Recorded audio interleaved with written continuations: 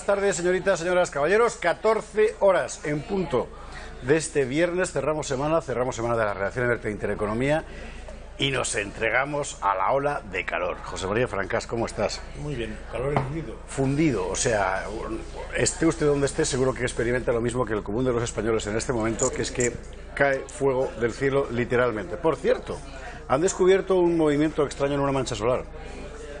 ¿Que nos afecta? Nos afectará de alguna forma, pero nadie sabe exactamente cómo. Eso es una cosa que siempre está sujeta a discusión. Y es interesante, porque hasta que Al Gore pusiera de moda la histeria del cambio climático, la inmensa mayoría de la comunidad científica estaba de acuerdo en que el factor esencial en los cambios del clima de la Tierra, que evidentemente hay cambios, claro, eran las manchas solares, o para ser más precisos, la actividad solar.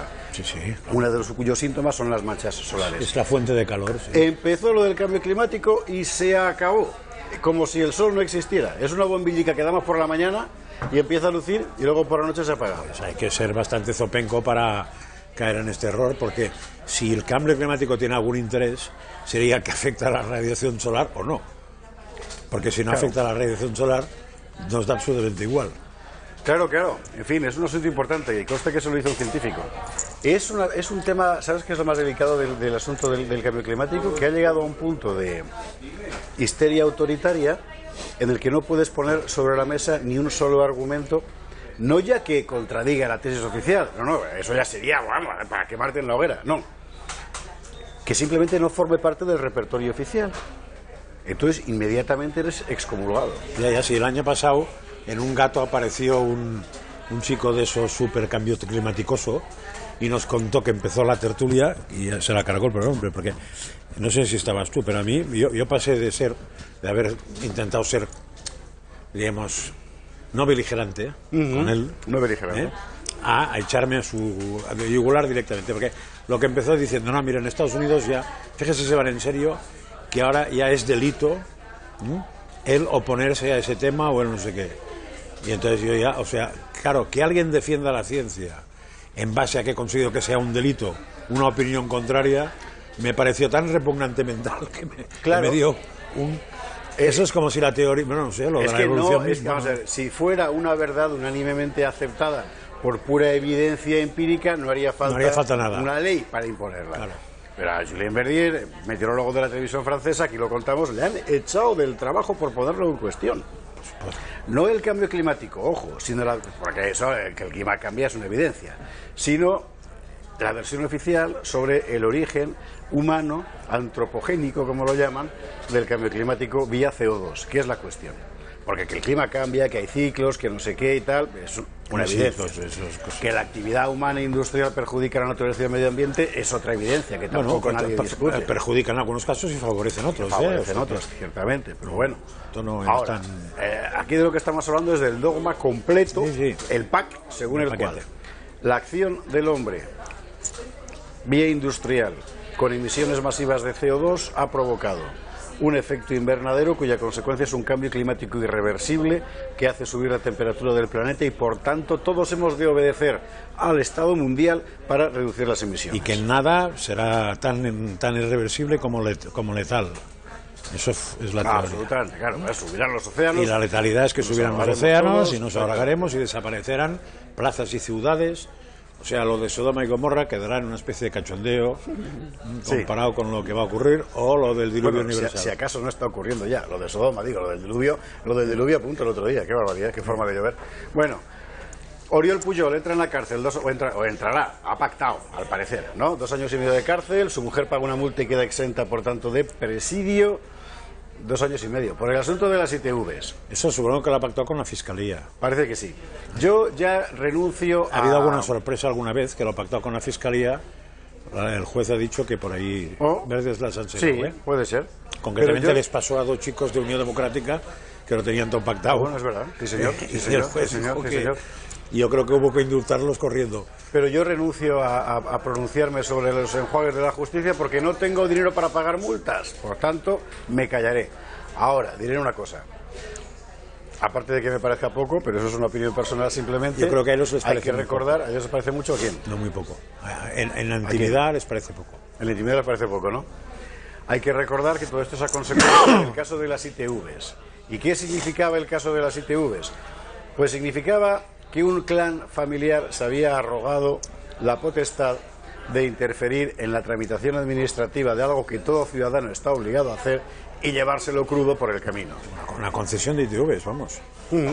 Pero es que eso forma parte de, diríamos, de lo consustancial de toda concesión.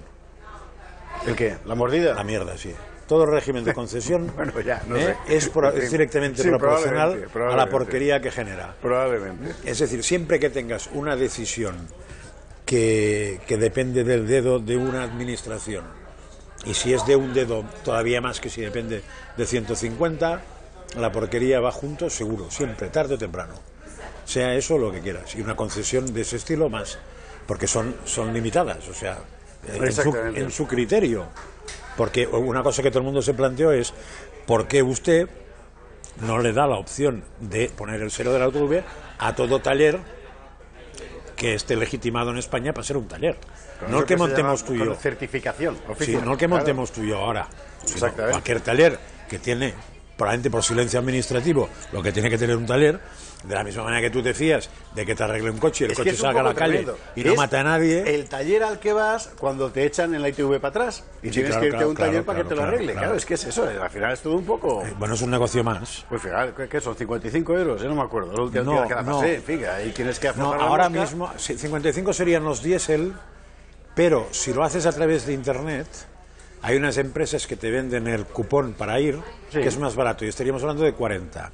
Lo que no tengo claro, y eso lo dejo aquí porque no lo tengo claro, es si vas con esto, si la ITV es más difícil de pasar que si vas directamente al de la ITV y le pagas los 55. Eso es lo que no tengo claro, porque yo he usado ese sistema y una vez me han pasado y la otra no me han pasado, por una tontería, pero que tienen razón. No, o sea, al final en general, razón, o sea, eso es verdad, hay que decirlo. Razón. Yo no conozco a nadie que me haya dicho en la ITV me han abusado de mí, es decir, que me han engañado. No, yo tengo que decir, a mí en concreto fue, de los 3 cinturones que hay detrás, el de en medio, no entraba. ¿Por qué? Porque mis niños habían puesto una bolita dentro. Cosa muy habitual cuando uno tiene niños. Si yo te contara mis cinturones cómo están, ¿cómo estuvieron antes de la ITV? No me mire usted así, señor inspector. Bueno, ¿cambios en el gobierno catalán? 4 o 3? ¿Cuántos han sido? Que sepa yo 3. 3 consejeros. Sí, pero sí. Porque había mucho rumor, pero que sepa yo 3. Supuestamente sospechosos de ser tibios respecto a la viabilidad del referéndum. No creo, no sé, ¿eh? Me da la sensación de que los 3 que no están dispuestos a comprometer su patrimonio y su vida a una decisión que va a traer consecuencias legales. Bueno, es lo mismo, ¿no? No. Bueno, hombre, depende. Yo puedo estar muy comprometido, pero mi mujer no, ¿eh? Y que me diga, chico, por aquí, ¿eh? Vale. Rajoy, o sea, eso es un matiz. Es lo que le ha dicho Rajoy a Puigdemont, que purga a los dudosos y triunfa el radicalismo. Es interesante la retórica del gobierno, porque Rajoy da la impresión de que solo habla de España cuando le presionan mucho. Para él la oposición es entre moderados y exaltados, como en el siglo XIX con los liberales. Es una pero cosa... yo creo que ahora que es muy poco criticable que un presidente de comunidad o de lo que quieras cambie su gobierno si no están de acuerdo con su política. Es su prerrogativa. Esto, absolutamente. Si alguien critica esto, no lo acabo de entender. Y una última cuestión... es normal que quite a todos aquellos que no están dispuestos a comprometerse en serio con una decisión que va a hacer, guste o no la decisión. O sea, yo no estoy de acuerdo con la decisión, pero me parece lógico que haga eso. Ahora, ¿qué significa esto? Una cosa muy simple que más la he explicado y se entiende. Cuando yo daba clase, que he estado muchos años dando clase, más de 20, tú te giras al encerado, te pones a escribir y suele haber murmullo. Si tú dices cállense o callaros, depende del trato, sigue el murmullo. Si tú dices Antonio, se para el murmullo. Y puede ser que el tal Antonio no haya dicho nada. O no existe incluso. O no exista, porque se calla hasta María. Es decir, cuando tú individualizas, se produce un fenómeno muy distinto a cuando generalizas. Y aquí está pasando eso. Entiendo el ejemplo, pero creo que eso era antes. No, pues está pasando ahora. Ahora tú te das la vuelta en el encerado y directamente eres quemar una pira, te clavan 2 cuchillos. Eso no lo sé, pero en política ha funcionado. En política funciona, absolutamente. Es decir, cuando el que sea ha dicho, Pepito, multa por Zutanito inhabilitado por... ¿Tú te acuerdas cómo se acabó con la calle Borroca? Sí, claro, cuando papá pagaba. Usted no se acordará, y los de Podemos tampoco se acuerdan. Cuando papá pagaba. Cuando papá tuvo que pagar los estragos que causaba el animal del niño. Y un autobús es dinero, ¿eh? Hombre, un autobús es dinero, ¿eh? Claro, y un cajero de banco y todas las cristaleras de no sé qué son dinero. Una última cosa que pongo en tu conocimiento, que no a tu reflexión, porque sé que pensarás en ello el fin de semana. El gobierno lanza, ahora está Íñigo Méndez de Vigo, ese hombre, en el Consejo de Ministros informando. Bueno, el gobierno lanza un plan de carreteras de 5.000 millones con inversión privada que creará 189.200 empleos. Sí, eso lo he oído esta mañana, pero quiero ver qué tipo de carreteras, porque eso supongo que serán autopistas, ¿no? Pero pues, entonces diría autopistas. 5.000 millones, te diría una cosa, para autopistas. Es que una carretera... La cosa que será para arreglos. Ya, pero como una carretera, ¿cómo recuperas? ¿Perdón? ¿Cómo recuperas? Pues si al final, ¿qué vamos a hacer? No, 2.000 kilómetros de autovía. Construir o mejorar 2.000 kilómetros de autovías. Entonces, ¿cómo recupera la empresa privada que pone dinero El ahí? objetivo del plan es contribuir a reactivar la obra pública, que actualmente está en mínimos históricos. O sea, al final eso es Keynes o Hitler, elija usted, pero da igual, o Mussolini, las políticas o Franco, en fin, o Roosevelt, las políticas de tal, bien, de estímulo público de la actividad económica, vale, que actualmente esté en mínimos históricos y seguir mejorando la red de infraestructuras que hace falta desde luego aquí. Es una cosa muy rara. Las empresas recuperarán esta inversión precisamente cuando la carretera esté en explotación para los conductores. A partir de entonces recibirán un pago anual del Estado. O sea que paga usted y fracaso de la carretera. O sea, estamos hablando de que las empresas adelantan dinero, pero no acabo de entenderlo, que eso si se hiciera con autopista es lógico, puesto que pueden recuperar cobrando. Pero si no van a cobrar, que no. Recibirán un pago anual del Estado durante cada uno de los 30 años en los que asumirán el mantenimiento de las vías, que de esta forma quedan libres de peaje para los usuarios finales. Sí. Este pago anual, supondrá unos 350 millones de euros al año, importe que supone, repiten el verbo en la nota que estamos leyendo, un 20% del presupuesto del Ministerio de Fomento. Ya, si en vez de hacer eso con empresas lo hubieran hecho como se ha hecho siempre esto, que es con los bancos, usted me deja tanto dinero para hacer eso, sería lo mismo, ¿no? Sería lo mismo, efectivamente. Entonces no entiendo yo titular, ni entiendo casi nada. Pues seguramente esto quiere decir que hay elecciones el año que viene. O que no está bien explicado lo que se ha explicado y que tiene letra pequeña. También puede ser, en fin. Bueno, que te querrás ir a comer, que son las 2:15 y hace... Lo que pasa es que como no quieres salir a la calle porque hace un calor imposible, se ha quedado aquí que estamos aún fresquitos antes de que los focos empiecen a echar fuego. Y ha parado el ruido casi. Sí, porque están comiendo nuestros compañeros de aquí abajo que están con el martillo hidráulico. De 2 a 3 es el silencio. Vamos a aprovechar el silencio para contarle. Ayer en Gracias por Nada hicieron un box graciosísimo sobre la ola de calor, con esas imágenes, con esa encuesta a pie de horno de nuestros compañeros. Yo despido a José María Francás, que ahora se va a la inclemente intemperie. Me voy al fuego. Por cierto, de Madrid al cielo, lo dudo. De Madrid al infierno. Sí, ya estamos en un paso. Francás, buen fin de semana. Gracias. Gracias por nada. ¿Sabe usted que estamos en mitad de una ola de calor? Sí, claro que lo sé. ¿Cómo no lo voy a saber? Si lo estoy sintiendo en mi carne. ¿Qué hacéis aquí en mitad de una ola de calor? No, yo ya me vi para Cádiz. Voy a la peluquería. Porque hay que salir. Hace un calor. Yo es que soy de Andalucía, entonces el calor lo llevo bastante bien, me gusta. Que somos de Cádiz, ya nos vamos a la playita, porque es que aquí me estoy muriendo. Esto es inaguantable, Madrid es un horno. En Cádiz también hace mucho calor. Pero está la agüita, hija, está la playa. Recuerdo una vez que me monté en el coche de mi padre, que había dejado un bolígrafo el día anterior y estaba derretido sobre el salpicadero. Junio, universidad y biblioteca. Cuando vas a la playa y pisas la arena, se te queman los pies, que parece eso fuego, parece que arde Troya, ¿eh? Qué calor, me muero. Pero que hace mucha calor. Nada, pues a correr con la mano. Venga, vámonos, adiós. Bueno, así acababan nuestros compañeros. Vamos a repasar actualidad internacional, que la hay y de todos los colores. Vamos a ver. Aquí hemos hablado muchas veces de la cuestión del Obamacare, es decir, el plan de salud de Obama en Estados Unidos, que suscitó fuertes resistencias populares, porque en Estados Unidos no todo el mundo entiende que tenga que pagar de su bolsillo una asistencia que nadie sabe si va a recibir, es la mentalidad americana, y eso es bien, y que Trump quería sustituir por otro sistema distinto. Es muy importante entender que aquello no es Europa y menos aún España. Por tanto, todo funciona de un modo diferente. La seguridad social en Estados Unidos ha funcionado, al final, convirtiéndose en instrumento para que empresas privadas hagan negocio. Y además negocio fraudulento, según acabamos de averiguar.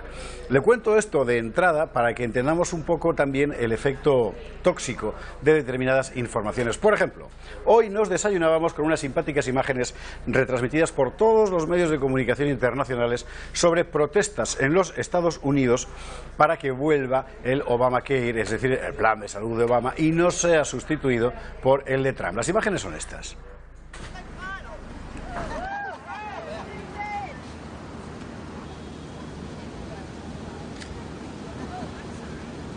Y ahí es a los activistas habituales reivindicando, por este procedimiento así tan teatral, un sistema de salud público que a mí me parece muy bien que lo reivindiquen, es una opción como cualquier otra, pero que visto desde unos ojos europeos significan, claro, esto es la sana izquierda norteamericana que lucha por los derechos del pobre ciudadano que está desprovisto de cuidado sanitario como Dios manda. Vale. ¿Está bien? Vale. Volvemos a la imagen general. Jaime, muchísimas gracias. Y según nos desayunábamos con estas imágenes tan reivindicativas, nos enteramos acto seguido de un fraude multimillonario precisamente en el servicio de salud de los Estados Unidos. Vamos a ver cómo lo ha contado Russia Today, que ha contado, por cierto, una versión limitada, porque parece que el fraude asciende a más del dinero que aquí sale, más de 400 millones de dólares, que se dice pronto. Vamos a ver lo que pasó, Jaime, cuando quieras, nos vamos al PC. En Estados Unidos, más de 400 trabajadores del sistema sanitario resultan imputados en la mayor estafa médica en la historia de la nación. Los esquemas criminales incluyen unos 1.300 millones de dólares de transacciones fraudulentas. Los empleados de más de 20 estados están acusados de distribuir medicinas con opiáceos y otras drogas peligrosas. Los cargos presentados también incluyen prescripción de servicios innecesarios bajo programas de la Seguridad Social.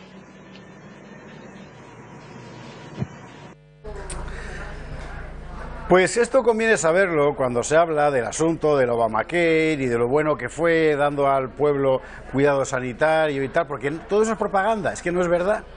Es que no es verdad. El Obamacare, alguien tan de izquierdas como Max Keiser lo ha denunciado reiteradas veces y aquí lo hemos visto, al final ha funcionado muy fundamentalmente para ofrecer cobertura sanitaria a gente que no la tenía. Sí, es verdad, pero sobre todo como instrumento de financiación, o mejor dicho, de beneficio de negocio de grandes corporaciones médicas e industriales. No parece, sin embargo, que este asunto vaya a quebrantarle mucho el ánimo al nuevo director del FBI, que está en otras cosas, en que está en la pista rusa. Y ayer tomaba juramento. Cuando quieras, Jaime, nos vamos al PC y lo vemos. ¿Vamos con ello? Venga. Hizo ante el Senado estadounidense la estricta independencia de la oficina que dirigirá, así como su lealtad a la Constitución y su compromiso para colaborar con la investigación sobre el caso ruso que lidera el fiscal Robert Mueller. Tras el despido fulminante de su predecesor James Comey y las explosivas declaraciones ante el Congreso en las que el exdirector detalló cómo Donald Trump le pidió que dejara pasar las pesquisas sobre la injerencia del Kremlin en los comicios presidenciales, Wray fue fuertemente cuestionado sobre su futura imparcialidad. I will never allow the FBI's work to be driven by anything other than the facts. Nunca permitiré que el trabajo del FBI sea conducido por algo más que los hechos, la ley y la búsqueda imparcial de la justicia. Mi lealtad es a la Constitución y al imperio de la ley. Seguiré respondiendo ante ellos. Se refiere así a la polémica suscitada por Trump, quien pidió lealtad a Comey, a quien luego despidió. El nuevo aspirante recalcó que nadie le había pedido jurar lealtad durante ningún punto del proceso.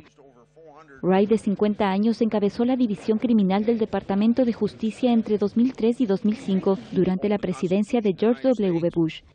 Finalmente, al ser preguntado cuál sería su reacción en el caso de que Trump le pidiera hacer algo ilegal, Wray dijo que primero trataría de quitarle esa idea de la cabeza y segundo renunciaría.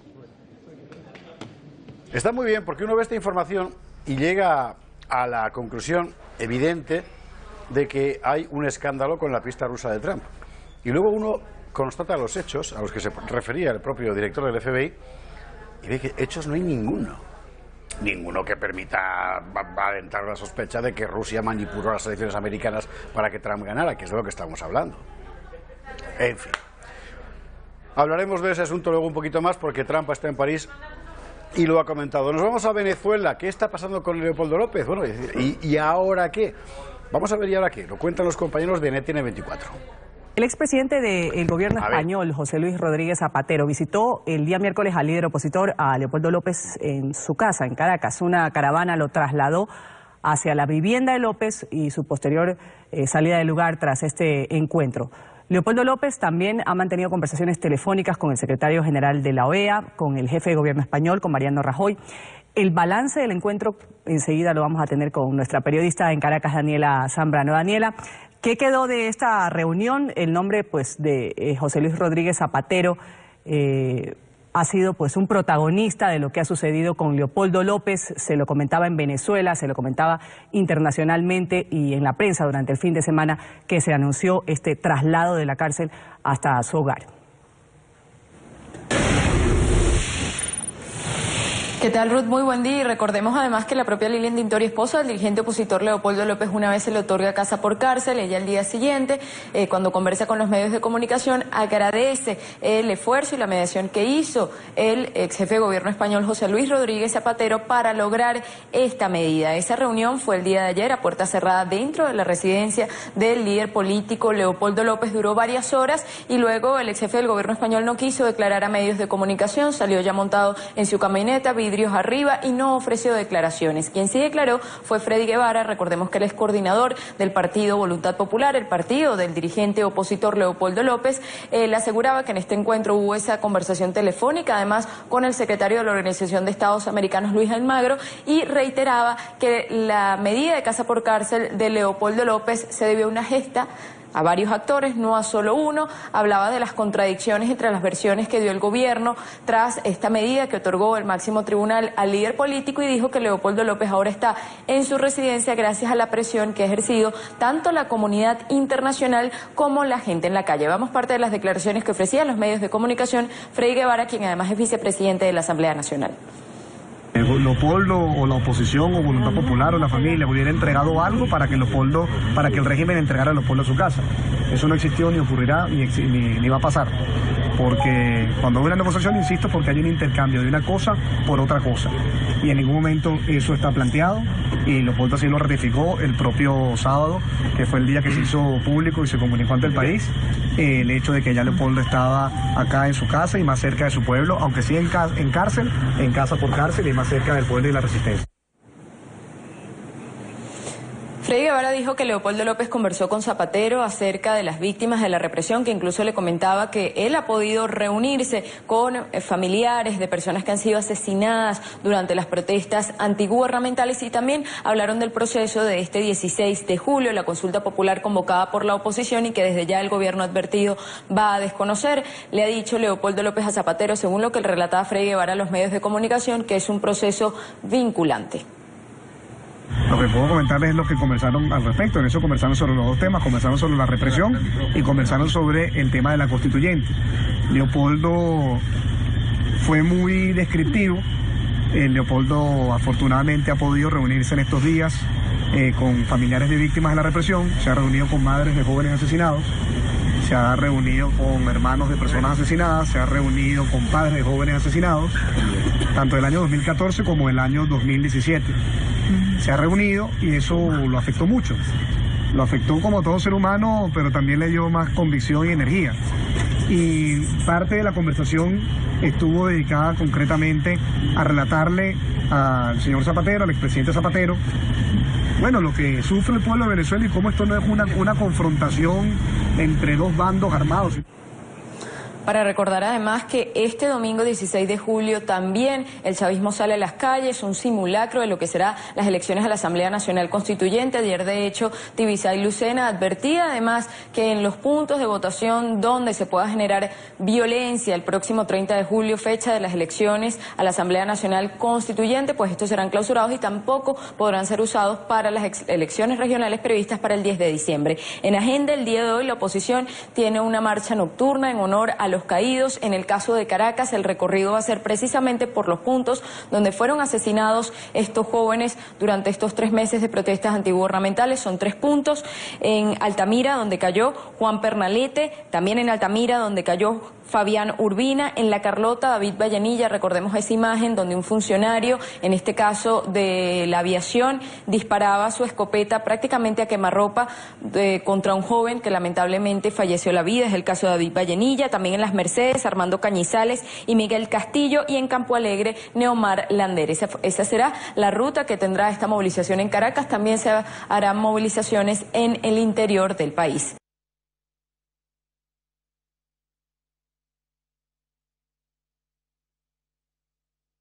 Bien, ahora hablaremos de lo de este fin de semana, donde coinciden efectivamente el simulacro de las constituyentes del chavismo y el plebiscito, también sin más valor que la manifestación que ha organizado la oposición. Antes le cuento que la otra noche había un nuevo homenaje a los muertos en las protestas, que ya son 93. Vamos a verlo.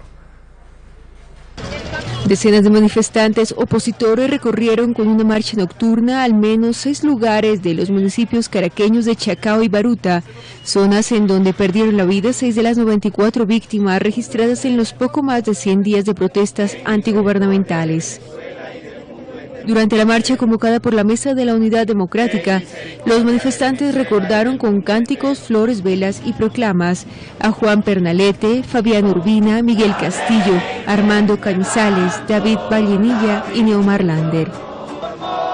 Todos estos muchachos formaban parte del grupo conocido como La Resistencia, una serie de jóvenes que hace frente con bombas molotov, pirotecnia, piedras y escudos a los cuerpos de seguridad cuando estos bloquean las marchas en contra del gobierno. Al inicio de la marcha apareció por sorpresa el policía Óscar Pérez, que a finales del mes pasado atacó desde un helicóptero con disparos y granadas las sedes del Supremo de Justicia y del Ministerio de Interior. Maduro ha pedido a los ciudadanos de su país ayudar en la localización y captura del policía, a quien acusa de ser terrorista y criminal. En fin, este es el ambiente. Y este fin de semana, en efecto, que coinciden esas dos cosas, el plebiscito de la oposición y el simulacro de la votación de la constituyente que organiza el chavismo. William Dávila, que es de la oposición, hablaba con los compañeros de NTN24 para, bueno, contar lo que esperan que vaya a ocurrir. Va a ser el domingo. Vamos a ver cómo lo han contado nuestros compañeros. Cuando quieras, Jaime, vamos al PC. Con nosotros Williams Dávila, diputado a la Asamblea Nacional por Mérida, miembro de la Comisión Política Exterior, presidente además de la Comisión Internacional de Parlasur. Muchas gracias por estar con nosotros estos minutos aquí en la tarde de NTN24. Muy buenas tardes, Eva. ¿Cómo están ustedes? Bueno, comenzar preguntándole si le preocupa que coincida en el mismo día ese simulacro de votación que estaba ofreciendo la oposición y coincida con ese referéndum o consulta popular sobre la constituyente, ese simulacro de votación que hace la oposición o que está pidiendo el gobierno, que coincida con ese llamado a la votación o consulta popular que estaba pidiendo la oposición para saber si los venezolanos están de acuerdo o no con esa constituyente. ¿Puede llegar efectivamente, como dicen algunas voces, a que se den esos encontronazos, a que haya violencia? Bueno, nosotros estamos haciendo un proceso democrático, pacífico, de acuerdo a lo que establece el artículo 70 de la Constitución. Nosotros no estamos haciendo llamados a la violencia, antes, por el contrario, es el régimen que provoca. Inmediatamente después que nosotros convocamos esta consulta popular, decidieron ellos hacer una feria de simulacro para ver cómo promovían ese proyecto espurio que tienen de imponernos una constituyente. Entonces son elementos provocativos que utiliza el régimen para coaccionar al elector, para generar en ese momento un ambiente tenebroso de terror y de miedo, porque eso demuestra la gran inseguridad, desconfianza que tiene el régimen con sus propios militantes que puedan participar en ese simulacro, para no decir del resto de la mayoría de los venezolanos que rechazan su proyecto. Nosotros lo estamos haciendo de manera pacífica y democrática, son 1.900 puntos aproximadamente soberanos, más de 14.000 o 15.000 mesas, y estamos organizados, preparados y trabajando para que precisamente el 16 de julio sea una gran fiesta de la independencia nacional. Una fiesta no una fiesta, sino una jornada de verdad de mucha conciencia nacional para defender lo que tenemos todavía de libertad y de democracia. Señor Dávila, ¿esa conciencia nacional se va a traducir en votos? ¿Cuántos esperan? Y preguntarles si precisamente este llamado del Gobierno a hacer este simulacro de votación cree que va a hacer que algunos que iban a votar por ese referéndum se queden en la casa, tratando de evitar pues que cualquier pelea o de pronto cualquier problema que se pueda presentar. Bueno, ellos van a tratar como siempre de mandar los grupos armados a los centros de votación, o mejor dicho, los puntos soberanos, para tratar de intimidar a la gente. Nosotros vamos a dedicarnos a lo nuestro y nosotros hacemos el llamado a la comunidad internacional. Por eso la importancia de los veedores, de la gente que hemos invitado.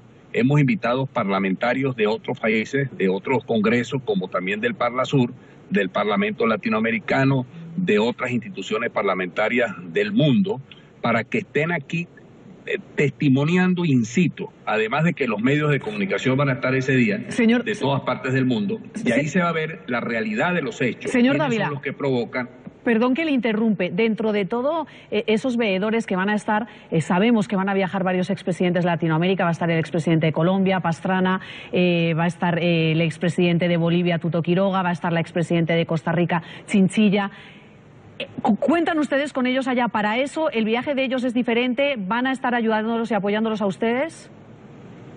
No, ellos van a tener el trabajo como observadores internacionales, estar pendientes de cualquier situación grave que se pueda presentar de violencia, por ejemplo, porque ellos no pueden inmiscuirse en las cuestiones internas nuestras, pero ellos vienen en representación de una organización pues que congrega a los expresidentes de América, de toda América, una organización, una ONG, por decirlo así, no es ningún partido político, así como también nosotros hemos invitado parlamentarios. Yo invité a jefes de fracciones parlamentarias, como presidente del Parlasur, invitamos por ejemplo, al parlamentario Mario Negri, que es el jefe de la fracción parlamentaria de Cambiemos, del bloque Cambiemos en Argentina.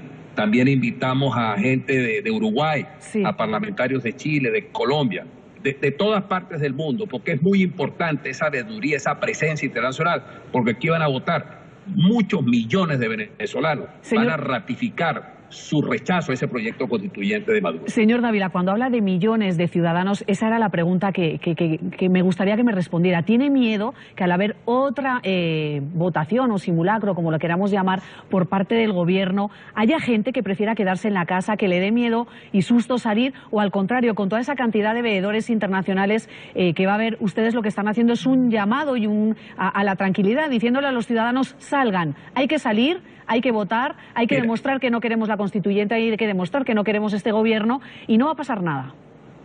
Sí, debe decirte una cosa porque lo quiero vincular con esta otra preocupación.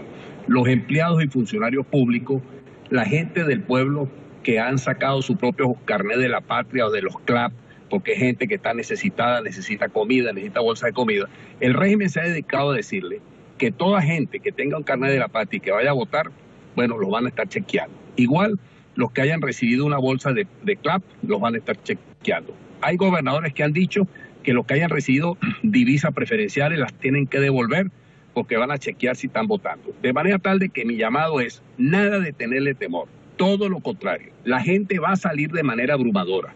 Yo he recogido apreciaciones de mucha gente. Ahorita voy a entrar aquí a una asamblea de ciudadanos en Santa Mónica. Todo el mundo está organizado. La gente va a salir, Emma, y acuérdese que se lo estoy diciendo, van a pasar de 9 millones de personas, los electores venezolanos, que van a ratificar en las horas previstas en esos puntos soberanos nuestra adhesión a la democracia y nuestro rechazo a ese proyecto castrocomunista totalitario que nos quiere imponer Maduro sobre la base de los fusiles a sangre y a fuego, porque ya van cerca de las 100 personas asesinadas. Hoy mataron a otra persona. De manera tal de que eso nosotros no lo podemos permitir y por eso este esfuerzo que estamos haciendo para que el mundo se dé cuenta que el pueblo venezolano quiere democracia y no esta dictadura. Ya lo tengo que despedir porque el tiempo de televisión sabe que es muy corto. Sin embargo, de sí o no, menos de 9 millones de personas saliendo a votar, ¿sería un fracaso? Mira, yo creo que no va a ser menos de esa cantidad. Y no voy a decir que sea un fracaso, no. Va a ser más de 9 millones, va a ser un éxito. Va a ser un éxito pese a la presión que el gobierno está haciendo, el régimen está haciendo. Va a ser un éxito, la gente va a salir a votar, la gente va a estar pendiente allí. Y nosotros, por cierto, voy a decir esta información, los cuadernos de votación nosotros los vamos a eliminar. O sea, la gente no va a tener el temor que va a quedar su nombre allí para que lo utilice o para que haga una pesquisa a la gente del régimen. No deben de tener ningún tipo de temor. Nosotros estamos organizados, vamos a evitar cualquier tipo de violencia y sobre todo estamos dando toda la información debida para que las personas cuando lleguen a hacer su votación por las 3 preguntas lo hagan de una manera rápida, transparente y sin ningún tipo de problema. Pues Williams Dávila, diputado a la Asamblea Nacional por Mérida, miembro además de la Comisión Política Exterior, presidente también de la Comisión Internacional de Parlasur. Gracias por haber estado con nosotros, muy pendientes de fin de semana con Venezuela.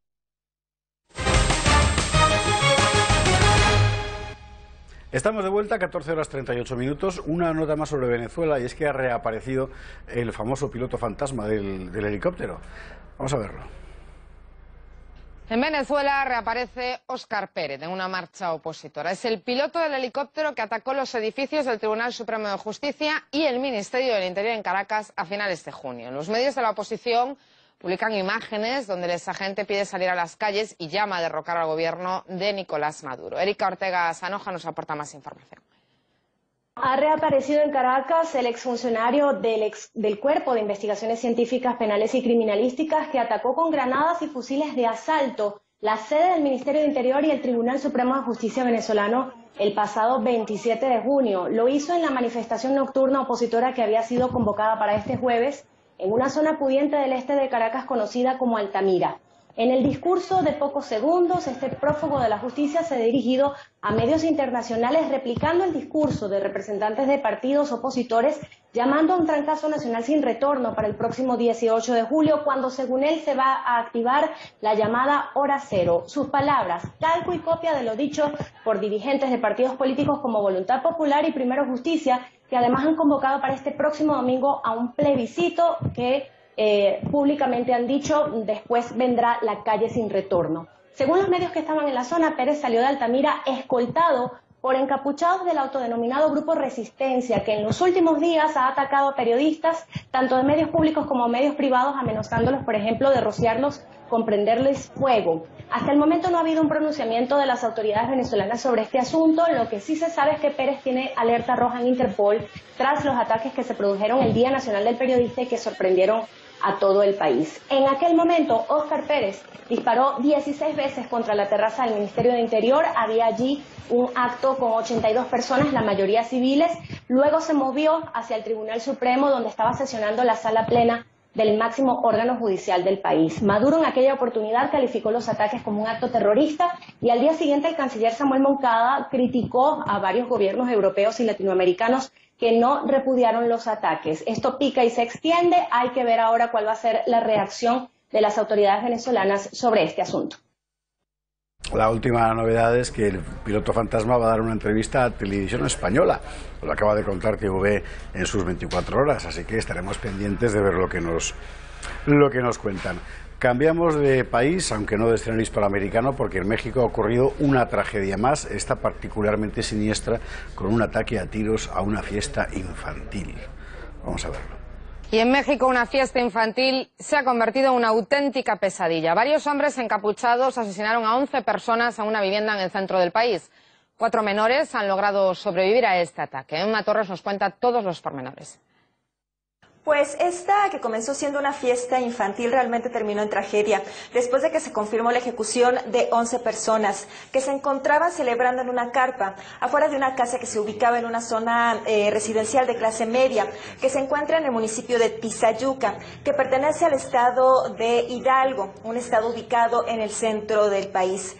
De acuerdo con información de las autoridades, este multihomicidio ocurrió entre la noche de este miércoles y la madrugada de este jueves, cuando personas personas armadas pues llegaron y dispararon a quemarropa en contra de todos los asistentes.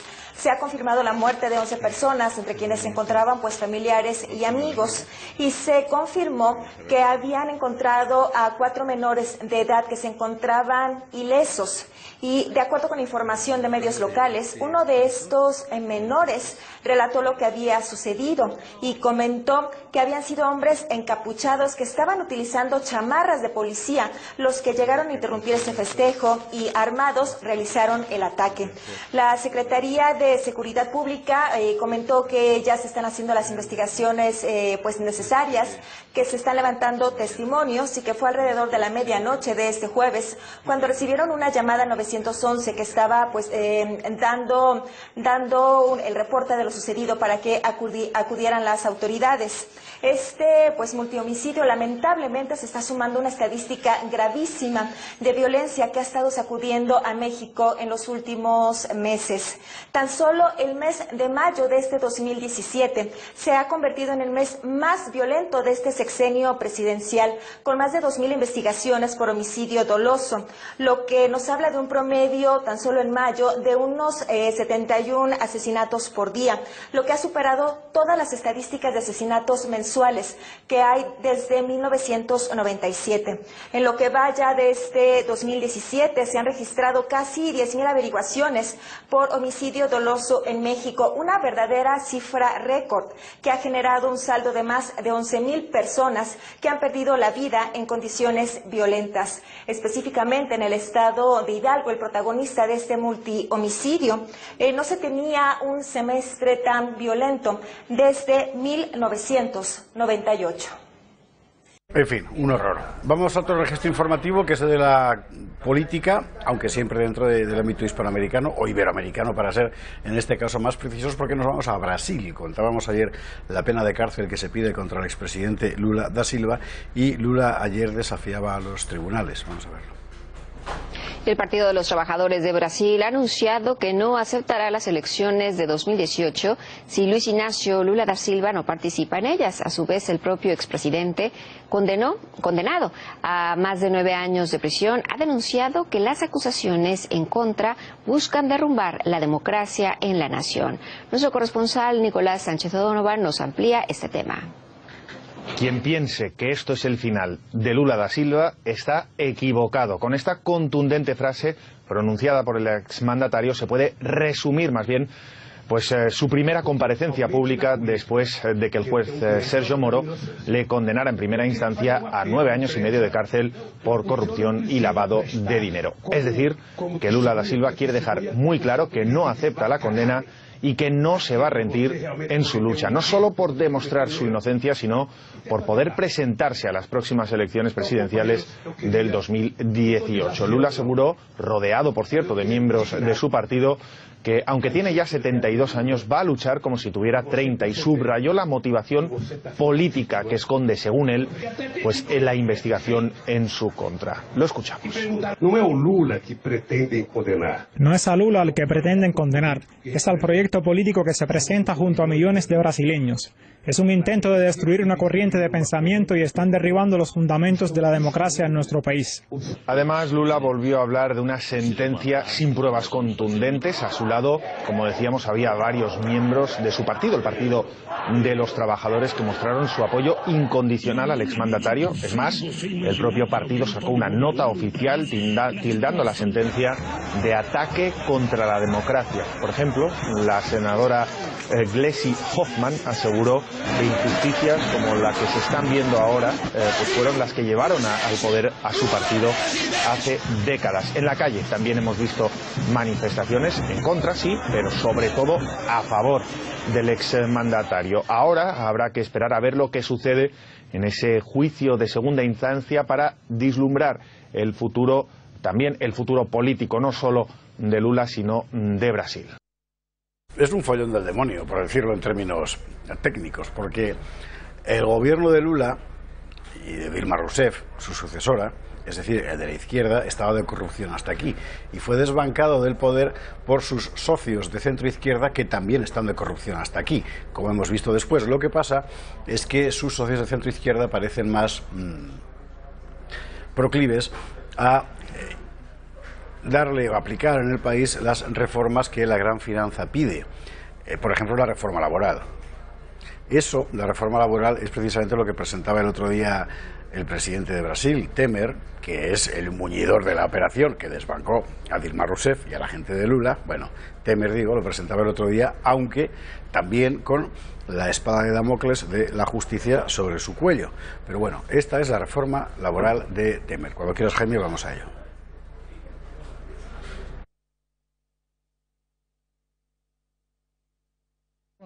Reforma propuesta por su gobierno y que según el mandatario preserva los derechos de la clase obrera.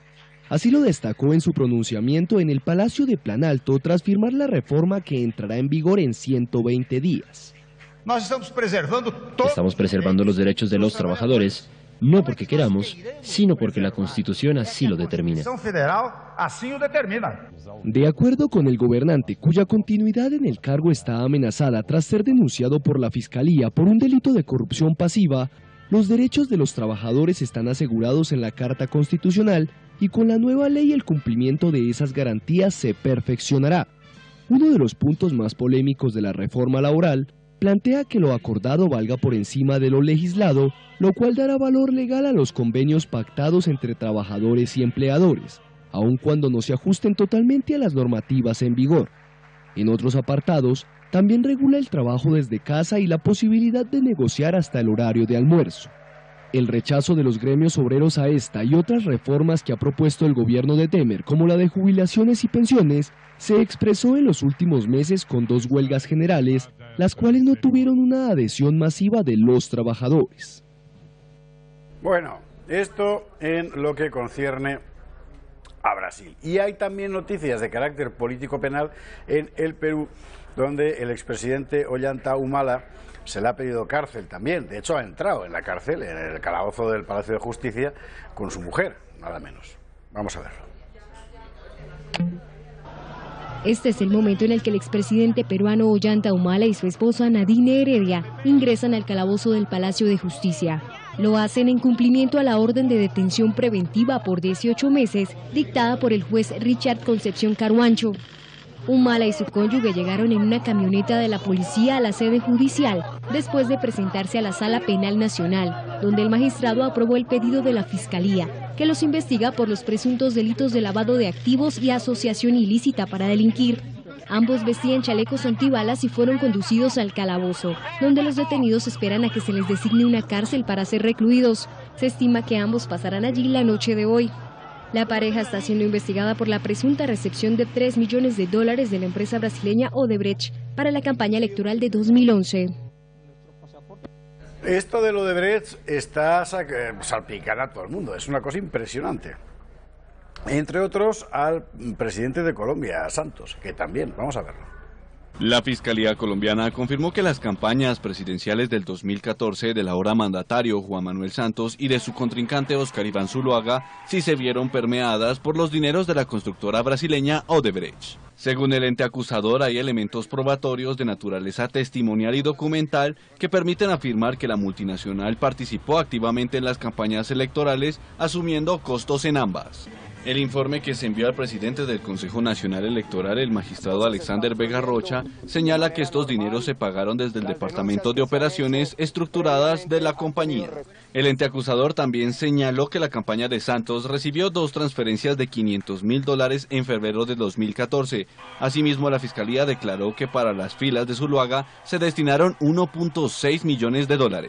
La misión de observación electoral de Colombia advirtió que estos hechos de corrupción podrían quedar en la impunidad debido a que el próximo 15 de julio caduca la acción sancionatoria sobre los implicados en las campañas. Este asunto de Odebrecht va a seguir salpicando, ya verá usted cómo va a seguir dando información. Una última noticia hispanoamericana, está en otro registro, felizmente, en Panamá, manifestación en defensa de la familia natural. Como usted sabe, parte de la imposición del nuevo orden del mundo es que todos los países que quieran seguir recibiendo ayudas de desarrollo adopten las políticas antifamilia y antinatalistas que dictan la gobernanza global, por así llamarla. Y la gente se resiste, claro. Bueno, pues en Panamá, vamos a verlo, Jaime, cuando quieras, manifestaciones. Miles de personas marcharon este jueves en defensa de la unión tradicional de la familia en Panamá. La multitudinaria marcha, convocada por la Alianza por la Vida y la Familia, demostró su rechazo a la ideología de género y el matrimonio homosexual, que consideran una aberración. La manifestación congregó a diversas agrupaciones y personas que, sin importar su religión, cristianos, evangélicos y católicos, alzaron su voz para exigir al Gobierno Nacional, a la Corte Suprema de Justicia y a la Asamblea que hagan valer el respeto a la institución civil del matrimonio y los valores familiares. Una demanda de inconstitucionalidad contra el Código de Familia, que busca invalidar un artículo que establece la unión voluntaria entre un hombre y una mujer y legalizar los matrimonios de personas del mismo sexo, fue la que dio pie a la marcha realizada por la Alianza. También los motivó a protestar la reciente marcha a favor de la comunidad LGTBI, encabezada por la primera dama Lorena Castillo, así como un polémico proyecto de ley de educación sexual en las escuelas, que temen que contribuya a la precocidad de los niños. Los obispos de Panamá también expresaron en el Vaticano al Papa Francisco su preocupación por la introducción en la sociedad de la ideología de género, que insta, según dijeron, a dejar libremente elegir la orientación sexual y no diferencia a los géneros. Bueno, el pueblo se resiste a que le impongan realidades que no son, aunque finalmente, hay que decir, como ha ocurrido en Colombia, por ejemplo, terminan imponiéndose. En fin, seguimos con más información. ¿Sabe usted que ha muerto el premio Nobel chino Liu Xiaobo? Ha muerto, aunque han tratado de ponerle paños calientes todos los medios de comunicación, ha muerto preso de la dictadura comunista china por defender la democracia en China. Pero como China se gasta tanto dinero en tanta gente, pues al final las noticias llegan como con sordina. Pero ha muerto por eso, porque China es una dictadura comunista, con economía de mercado capitalista. Eso es China. Bueno, vamos a ver lo que ha hecho la agencia EFE sobre Liu Xiaobo.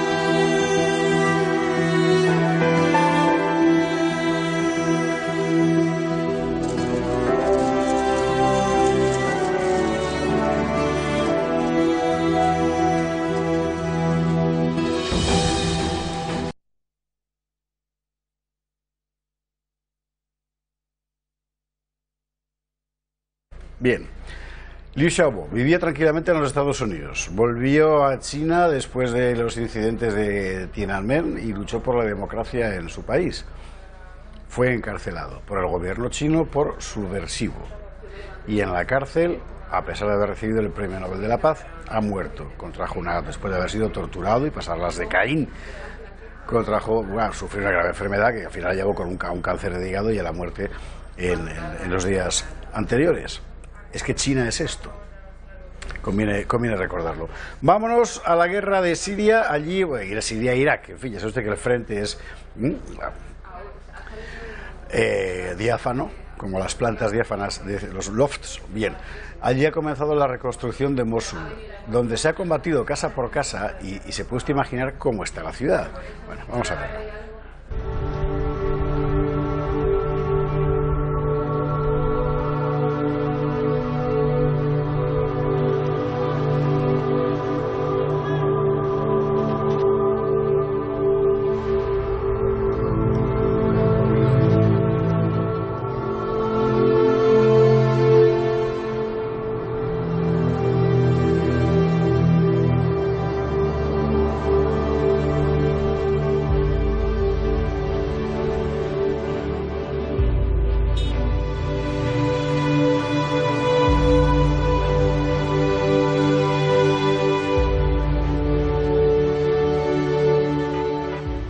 Ahora habrá que ver quiénes vuelven a Mosul, que esa es la otra, porque hay que recordar que desde que llegó allí el Daesh, o el Estado Islámico, los vecinos que quedaron estaban ya cortados por el mismo patrón. Hay que decir las cosas como son.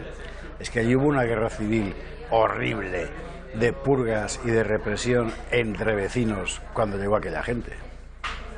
En fin, Mientras tanto, mire usted por dónde, a pesar de que ha terminado aparentemente las acciones bélicas, la coalición ha seguido bombardeando Mosul y al parecer con víctimas civiles. Esto lo cuenta Russia Today. Claro, Russia Today está, como decir, respira por la herida porque a Rusia le acusaron de hacer lo mismo en Alepo. Acuérdese usted, y si no se acuerda ya se lo recuerdo yo. ¿Es verdad o es mentira? Bueno, mi intuición es que con toda seguridad es verdad, como fue verdad lo de Alepo, porque esto es una guerra.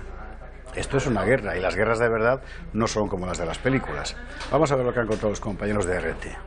Vamos a repasar un poquitito cuál es la estrategia de los Estados Unidos en Irak para acabar con el Estado Islámico y, como bien vos decías, sus consecuencias, cuál es el aspecto humanitario también. A principios de esta semana, del parte del gobierno de Irak, se ha anunciado la liberación de Mosul, la segunda ciudad más importante, más grande de Irak, en la que también entonces el Estado Islámico hacía 3 años que estaba allí proclamando lo que sería la ciudad del califato. Se hicieron eco entonces los diferentes medios de comunicación acerca de esta liberación e incluso se animaban a decir, como en este caso puntualmente, que Al-Raqqa en Siria es el siguiente paso. Vamos a ver entonces también qué es lo que sucede, porque al parecer la guerra, el ambiente de guerra en Irak todavía no se va. ¿Y por qué te digo esto? Porque hay algunas zonas de Mosul en las que ya se ha registrado y se ha informado de que hubo enfrentamientos por parte del gobierno de Irak y de la coalición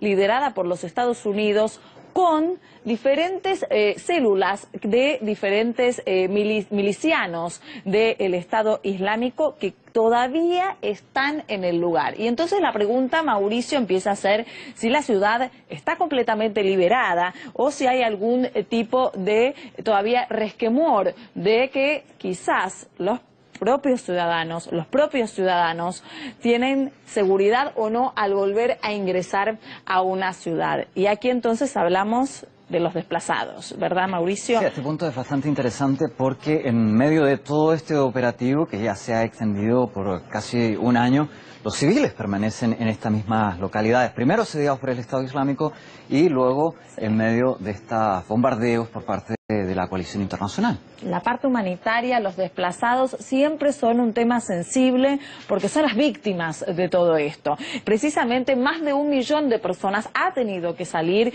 y se encuentran la mayoría en campamentos en otras zonas alrededor de Mosul, dentro de Irak, lo cual también trae más problemas al país. ¿Qué dijo el ministro de Exteriores de Rusia, Sergei Lavrov, quien alertó que la salida de los civiles era caótica y espontánea y agregó que principalmente no se ha procedido con los corredores humanitarios como debería ser? Por lo tanto, este es un punto sensible en el que también me voy a apoyar en otro punto que informan los diferentes organismos de derechos humanos. Amnistía Internacional, más precisamente, levantó la voz ante la gran cantidad de muertes de civiles en Irak e incluso denunció posibles crímenes de guerra, no por parte solamente del Estado Islámico, de los terroristas, sino también por parte de la coalición liderada por Estados Unidos que opera en el lugar. Incluso en el documento hablan de 45 ataques indiscriminados, Mauricio, sobre esta situación en la que los civiles corren peligro y en la que los civiles pierden la vida. ¿Qué dijo entonces ante este documento tan incisivo? La coalición simplemente desestimó el informe, dijo que el informe es totalmente irresponsable. Pero si te parece, Mauricio, vamos a ver qué dicen los desplazados, cuál es la voz de ellos que mucho nos preocupa. Nadie se merece vivir en un campamento, nadie lo quiere, pero no tenemos otra opción. Todas nuestras casas han sido destruidas. No podremos regresar hasta que tengamos hogares con servicios básicos como agua y electricidad. Si volvemos a nuestras casas que aún están destruidas, ¿cómo podemos vivir en ellas? Pido a las Naciones Unidas, a las autoridades y a las ONG que nos ayuden porque esto es un desastre enorme. Quiero regresar a Mosul, pero si mi casa está destruida, ¿dónde me quedo? Díganmelo. No puedo volver. Tampoco habrá seguridad y estabilidad hasta que realmente tomen el control de toda la ciudad y regrese al poder el gobierno local con las autoridades y la policía en el lugar. Ahora no es segura la zona. Claro, los propios civiles denuncian una catástrofe humanitaria. Ahora, ¿Hay datos sobre los procedimientos de la utilización de mecanismos peligrosos prohibidos por convenciones internacionales por parte de la coalición liderada por Estados Unidos? Mauricio, es importante repasar un poco cuál es la ofensiva de los Estados Unidos contra el Estado Islámico y cuáles pueden ser sus consecuencias. El mes pasado, Human Rights Watch ha denunciado y ha alertado sobre el uso de fósforo blanco en zonas pobladas tanto de Irak como de Siria. Incluso en Irak, en Mosul, se han registrado al menos 2 ocasiones, según lo que denuncia este organismo. Y precisamente entonces, ¿cuál era la situación? De que el ejército de Estados Unidos utiliza el fósforo blanco cumpliendo la ley de conflictos armados.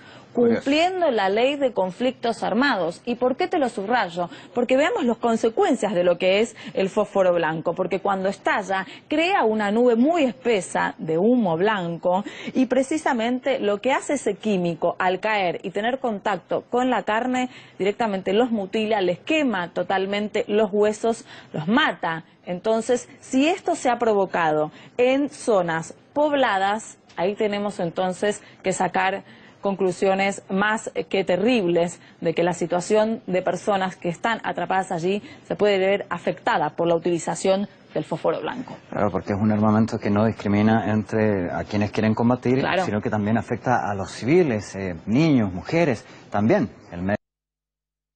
En fin, veremos cómo continúa aquello, sobre todo ahora después de que la muerte de al-Baghdadi haya acentuado el deterioro, la erosión del Estado Islámico como estructura política. Otra cosa es como milicia yihadista, que ya estamos viendo que por todas partes un poco va a seguir actuando bajo forma de grupo terrorista. Cambiamos de frente, nos vamos a Corea, porque allí, en Corea del Norte, Kim Jong-un ha condecorado a los constructores del famoso misil que volaba por los aires hace unos días. Vamos a verlo. El líder de Corea del Norte, Kim Jong-un, ha premiado a los creadores del nuevo misil balístico probado recientemente, de acuerdo a la agencia estatal de ese país. Los mayores responsables del proyecto recibieron el título de héroes y medallas de oro junto con otros regalos. El 4 de julio, Pyongyang anunció el primer ensayo exitoso de su misil balístico intercontinental, Hwasong-14, lo que provocó fuertes críticas por parte de la ONU y la comunidad internacional. Cuando son las 3:04 de la tarde, le cuento que en este momento la actualidad española está gravitando en torno a los ceses en el gobierno autonómico catalán. 3 consejeros que se bajan, se dice que por no estar particularmente dispuestos a sacrificarse por el referéndum. Bueno, esta es la interpretación que se ha hecho, el propio Rajoy la ha hecho. Rajoy ha dicho textualmente que Puigdemont purga a los dudosos, Bien, veremos lo que ocurre. En todo caso, son dudosos, ¿cómo decir? Porque temen represalias judiciales sobre sus propios bienes, no porque no quieran romper España, que esa es la otra. En fin, hay también noticia vinculada a este asunto, no marginalmente, porque Oriol Pujol acepta 2 años y medio de cárcel por el caso ITV. Oriol Pujol acepta 2 años y medio de cárcel. Parece ser que es el pacto con la Fiscalía. Habrá que ver si el juez lo acepta. Y por otra parte,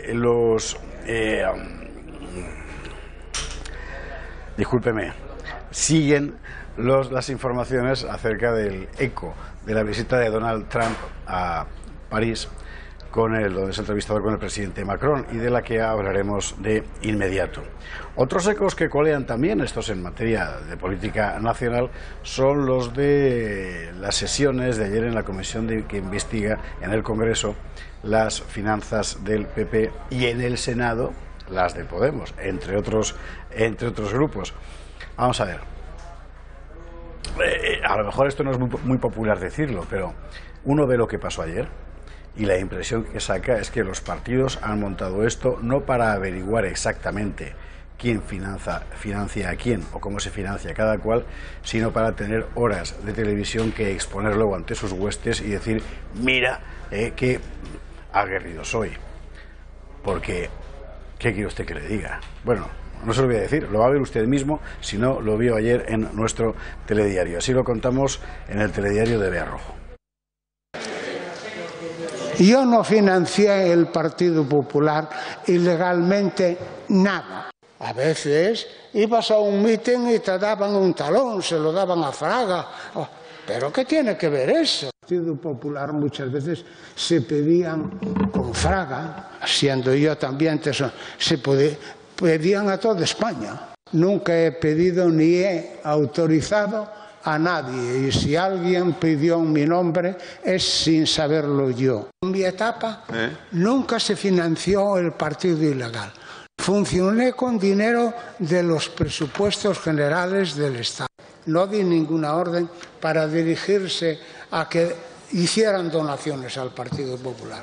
Esas eran cosas del presidente.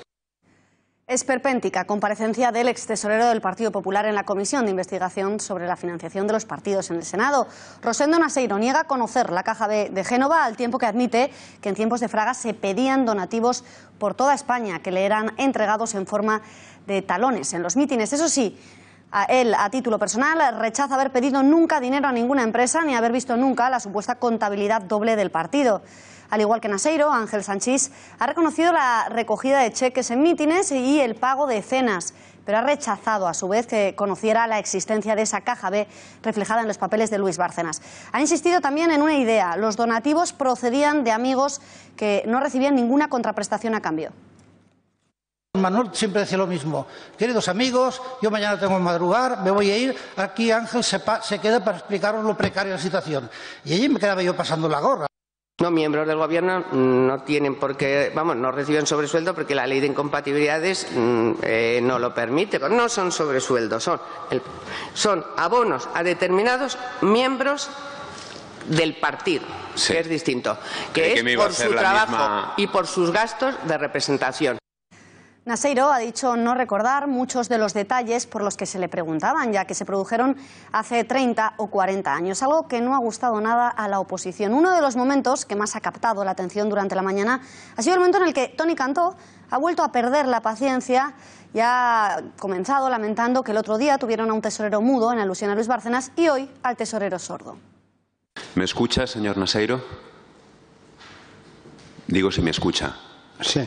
Bien, porque el otro día tuvimos al tesorero mudo, hoy tenemos al tesorero sordo y no sé muy bien qué es lo que vamos a tener. Probablemente no sabe cómo va a estar mañana, pero me defiendo y sabe por qué no pongo auriculares, por no vulnerar y hacer como todos, sino cuidar mi salud. Yo cuido mi salud, yo estoy muy sanito. Señor Naseiro, déjeme que hable yo. Le pido que ordene el debate, señor presidente. Lo he dicho con todo el respeto del mundo. Sí, con todo el respeto del mundo. Meta conmigo. Si tiene usted algún problema o agradezco de verdad los comentarios. Los tiene usted. Y otro de los rifirrafes más comentados ha sido el mantenido entre el extesorero y el portavoz de Esquerra, Joan Tardá, a quien Naseiro no ha dudado en calificar de gordo. En la misma idea que Cantó ha coincidido Esquerra, mientras el portavoz del PNV, Miquel Legarda, ha lamentado los silencios y olvidos de Naseiro y ha renunciado a hacer su uso en el turno de preguntas. ¿Usted creó la contabilidad B del Partido Popular? ¿Sí o no? La mandé a hacer yo. Estamos muy lejos y no le entiendo. Soy capaz de hablar más alto para que me conteste esta pregunta. Personas que han cometido grandes delitos. No. Cuando yo estaba, era legalísimo. Cuando tenga su edad, estaré peor que usted. Usted no llega a mi edad. Ahora que está muy gordo. Renuncio a agotar el tiempo. Bueno. Este sistema está absolutamente corrompido y podrido.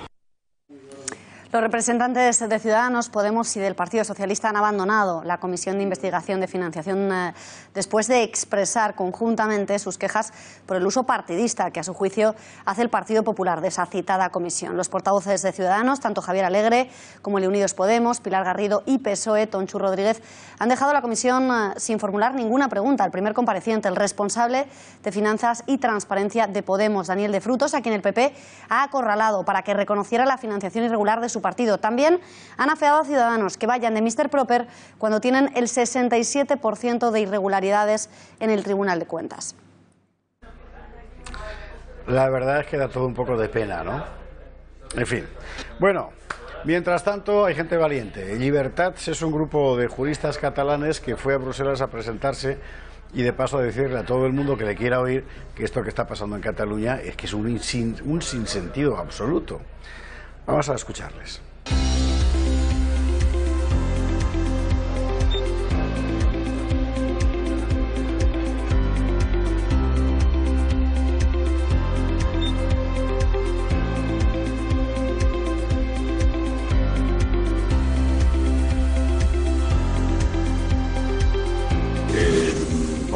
Lanzamos a la opinión pública un manifiesto que creímos que era bueno titular El derecho al servicio de las libertades, y se hacía una llamada especial que, sin necesidad de ponerle etiquetas, todo el mundo entendió perfectamente, a que no cabía en ningún caso legitimar bajo ningún concepto y por ningún motivo la transgresión del marco jurídico vigente. Soy Pedro Luis Huguet Tous, soy abogado y circunstancialmente soy el presidente de Llibertats. Llibertats surge como preocupación por parte de juristas, de abogados, de notarios, de profesores universitarios, pues la preocupación por la situación actual en Cataluña. Y en febrero presentamos nuestro manifiesto, la firma de ese manifiesto, que es la base de nuestro inicio de actividad, pues fue sobre unos 200 y pico los que firmaron ese manifiesto. Todos juristas catalanes. Nos ampara la razón en la defensa del Estado de Derecho. De Llibertats, ¿no? De que por primera vez los juristas tomábamos la delantera en el debate jurídico, ¿no? Y que el sector de juristas que están a favor de la independencia iban por detrás de nuestras propuestas, ¿no? Yo es que creo que ni es tarde ni es pronto. Yo creo que tenemos que buscar otras vías que no sea el llegar al artículo 155. Aunque si te tiene que llegar tampoco es ningún drama el artículo 155, está en la Constitución precisamente para eso. Pero yo creo que, y en eso creo que el Gobierno lo tiene bastante claro, en que el Estado de Derecho permite otras vías que no es el 155 para poder actuar. Hemos de poner serenidad y hemos de pedir que se aplique la ley, simplemente. O sea, lo que todos los ciudadanos hacemos cada día, de que un referéndum con esta ley no sería homologado en ningún lugar del mundo. Así como en el 9N se permitió el 9N, porque si se hizo el 9N fue porque se permitió. En estos momentos yo creo que se están tomando las medidas adecuadas. Estamos ya pensando en el post-referéndum, y es importantísimo. Yo creo que es esencial que empecemos a pensar de que la sociedad catalana ha vivido un proceso que ha creado cierta ruptura. Lo definíamos como pistas de aterrizaje. Tenemos que empezar a buscar esas pistas de aterrizaje porque Cataluña somos todos y los independentistas también son parte de Cataluña. Pero yo creo que en estos momentos el futuro no pasa por crear lugares aislados, pasa por la Unión. Y un ejemplo lo tenemos hoy en Bruselas. Esto es la Unión Europea y tarde o temprano llegaremos a la Unión Política Europea. Y la tendencia es a unir esfuerzos precisamente para conseguir un bienestar mayor a nuestros ciudadanos, y eso es lo que defendemos. En fin, mientras, gente valiente, ya le digo, mientras en Bruselas y en Barcelona hay gente que se preocupa por defender las libertades propias y hacen muy bien, en Londres va el rey de España y hay que elogiarle porque ha sido capaz de decir Gibraltar, que mucha gente decía que no. Sí, lo ha hecho y lo ha dicho. Y ayer en el telediario de esta casa repasábamos bien a fondo lo que estaba dando de sí esta visita. Ahora hace un rato, por cierto, estaba hablando en Oxford el rey de España. Digo lo que ha dado de sí esta visita, en particular sobre la cuestión gibraltareña. Vamos a recordarlo y de paso vamos a recordar lo que decía luego el presidente de esta casa, Julio Eriza, en esa pieza editorial en vídeo que habitualmente cuelga en La Gaceta y que si usted no conoce, yo le invito a que lo haga. Por partes, lo que contábamos ayer en el telediario. Our governments must work with determination to maintain and even improve the network of relations we have built within the European project. Given these circumstances, we must particularly bear in mind the thousands of Britons and Spaniards who live in each of our nations, who form a sound foundation for our relations. Tsunami político por las palabras del rey en el Parlamento Europeo pidiendo a Reino Unido buscar una solución conjunta a la soberanía de Gibraltar. Una propuesta que desde el Peñón el ministro principal de la colonia ha tachado de antidemocrática e impropia de un monarca en visita oficial, afeando además. Le ha sentado muy mal que solo nombrara a dos países, Reino Unido y España, y que no tuviera en cuenta a los gibraltareños.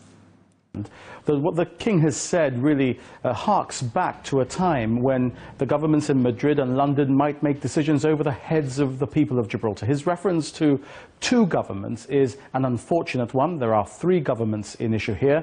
Her Majesty has not just the government in the United Kingdom, but also the government in Gibraltar, which is relevant to this issue. And so a reference to three governments coming together in dialogue would have been a much better one. Más diplomáticos se han mostrado desde el gobierno de Theresa May, que aunque inflexibles responden que la negociación sobre un cambio de soberanía es impensable, mantienen su disposición a mantener unas relaciones de amistad con nuestro país, con España. En un comunicado emitido por el Ejecutivo inglés ha puesto de manifiesto que el pueblo de Gibraltar ha expresado repetida y abrumadoramente su deseo de permanecer bajo la soberanía británica y que ellos están dispuestos a respetarlo, por lo que a su juicio ninguna solución que suponga un cambio les parece ni siquiera planteable. Es un problema de hace 400 años que va a ser difícil solucionar así rápidamente, pero bueno, lo que sí está claro que lo ha dicho la propia ONU, que es una colonia, y bueno, eso supongo que algo habrá que hacer al respecto, escuchando supongo que a todas las partes, sí. Es que eso lleva tantos años así que, no sé, yo creo que hay una solución un poco difícil. Gibraltar desde hace mucho tiempo yo creo que es de Reino Unido y la verdad es que tiene todo el sentido del mundo y yo creo que sigue siendo de ellos. A la gente que vive ahí, al final la gente de un país es la gente que vive ahí, o sea, la voz que tenga la gente ya está. A España, porque es el pueblo pues más grande y más antiguo, ¿no? Eso digo yo. Creo que las colonias ya en el siglo XXI deberían estar erradicadas, como me da igual que sea Gibraltar, que sean las islas que tiene Francia por mitad del Pacífico. Ya eso debería de haber dejado de existir hace muchos años. Esa pregunta no se hace. Gibraltar es español de toda la vida. Sin embargo, en otros asuntos, Theresa May ha mostrado la mejor de las disposiciones en relación a España, comprometiéndose ante el rey Felipe VI a reforzar los lazos con nuestro país tras el Brexit. En su discurso a primera hora en la Mansion House de Londres, el rey ha recalcado la necesidad de confianza en la clase empresarial que ha convertido el Reino Unido en el principal destino de nuestras inversiones extranjeras. Veamos en qué podría consistir esa colaboración que terminara con la incertidumbre de las empresas españolas en suelo británico. Laura Fernández Cañas, buenas noches.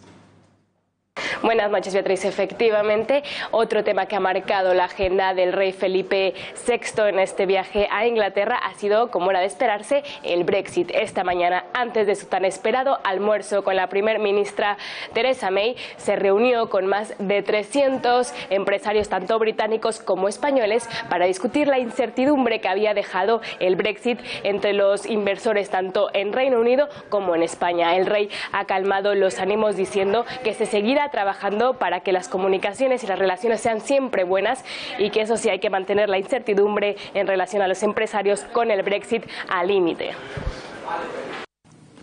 However, we cannot deny that this scenario originated by the UK's decision to leave the EU has generated uncertainty and doubts for our companies, businesses and especially small and medium-sized enterprises. We must make sure that the current negotiations reduce this uncertainty to a minimum. Hoy es un día especialmente bonito. La verdad es que la apelación que ha hecho Felipe VI hoy en Londres, bueno, no en Londres, en el mismo Parlamento británico, en Westminster, pidiendo que se buscaran fórmulas satisfactorias para las dos partes en el conflicto de Gibraltar, resulta extraordinariamente estimulante, porque claro, pensar que hasta ahora no se han buscado fórmulas satisfactorias también sorprende un poco, y el hecho de buscar fórmulas satisfactorias para las dos partes en cualquier asunto parece que debería ser el objetivo prioritario. Por ejemplo, deberíamos buscar fórmulas satisfactorias para las dos partes en el conflicto del aborto. O también podríamos buscar fórmulas satisfactorias para las dos partes en el conflicto catalán. Y deberíamos buscar, yo lo promuevo también como el propio Felipe VI para Gibraltar, deberíamos buscar fórmulas satisfactorias para las dos partes en la protección del derecho de los padres a educar a sus hijos. Y yo también propongo, y también con la misma convicción, que busquemos fórmulas satisfactorias para proteger a los cristianos de la cristianofobia que se está instalando en muchas instituciones y en muchas personas en nuestro país. Y para acabar, deberíamos buscar fórmulas satisfactorias para las dos partes, buscando que haya medios de comunicación independientes. La verdad es que eso de buscar fórmulas satisfactorias para las dos partes vale para todo, así que quien le ha hecho el discurso a Felipe VI en el Parlamento británico ha dado en la diana. Es imprescindible hoy en día buscar fórmulas satisfactorias para todas las partes. Ole, yo lo veo así al menos, no sé cómo lo ven ustedes. Must work with determination to maintain and even improve the network of relations we have built within the European project. Given these circumstances, we must particularly bear in mind the thousands of Britons and Spaniards who live in each of our nations, who form a sound foundation for our relations. Buenas noches. Las palabras de Felipe VI en el Parlamento británico recordando que Gibraltar es español y que por supuesto España no renuncia a su soberanía han provocado un terremoto político en el Peñón, desde donde Fabián Picardo le ha respondido acusándole de ser antidemocrático. Para Theresa May, lo planteado por el monarca es simplemente impensable. Lo vemos en las 5 W. Como no podía ser de otra forma, el rey de España, de visita oficial en el Reino Unido, ha reivindicado la soberanía de nuestro país sobre Gibraltar. Nada menos que en el Parlamento británico, pidiendo a Londres una negociación bilateral sobre el Peñón. La respuesta del gobierno inglés no se ha hecho esperar. Un portavoz del Ejecutivo de Theresa May ha dejado claro que es impensable una negociación sobre la soberanía. Enliza al haber más actores implicados, además de España y del Reino Unido. En concreto, la Unión Europea y los gibraltareños. El pueblo de Gibraltar ha expresado repetida y abrumadoramente su deseo de permanecer bajo soberanía británica y lo respetaremos. Así lo ha puesto de manifiesto dicho portavoz del gobierno de May, a cuyas declaraciones se sumaba hoy Fabián Picardo, ministro principal de la colonia, quien de nuevo se ha dejado la diplomacia en casa y ha calificado de antidemocrático el discurso pronunciado por el monarca en la Cámara de los Comunes. Y llegamos al donde la primera ministra británica, Theresa May, señalaba que en la negociación del Brexit, el gobierno de Londres aspira a conseguir un acuerdo que funcione para el Reino Unido y para la Unión Europea, también para sus restantes miembros, incluida España y también Gibraltar, después de que el rey manifestara su confianza en que el diálogo necesario y el esfuerzo de los dos gobiernos, británico y español, permitieran avanzar hacia soluciones aceptables para todos en el contencioso. Lo de siempre, los españoles reclamando lo nuestro, los ingleses negándose a devolver lo que no es suyo, aunque de facto llevan ya 303 años ocupando el Peñón. ¿Por qué los británicos insisten en mantener la colonia? ¿Cómo es posible que 300 años de crisis diplomática no hayan conseguido deshacer el entuerto? ¿Cambiará algo el Brexit? Editorial con Eduardo García Serrano.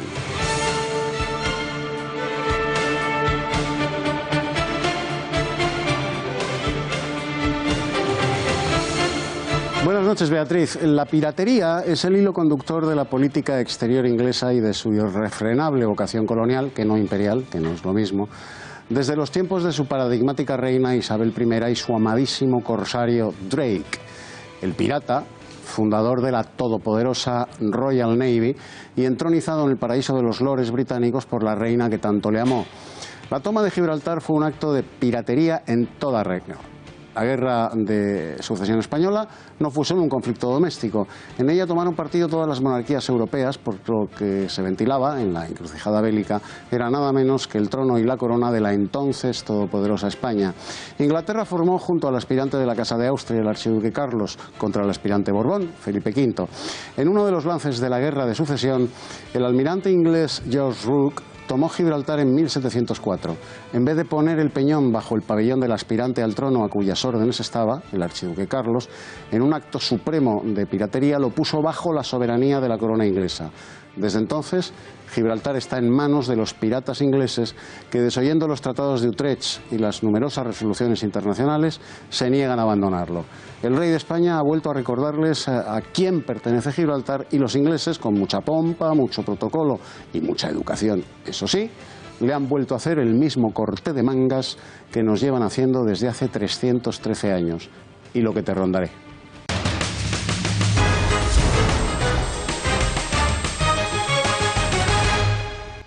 Horas 29 minutos, vamos a seguir con información internacional. Nos vamos a París, donde Trump ha recibido, donde Macron ha recibido a Donald Trump. Pero antes le quiero contar, por si usted se le ha olvidado, que nosotros tenemos viva la propuesta de Neofit Vigor. ¿Qué es Neofit Vigor? Neofit Vigor es un compuesto de plantas absolutamente natural, no es un producto químico, no es un medicamento, que sirve para ayudarle a usted a que todo funcione bien.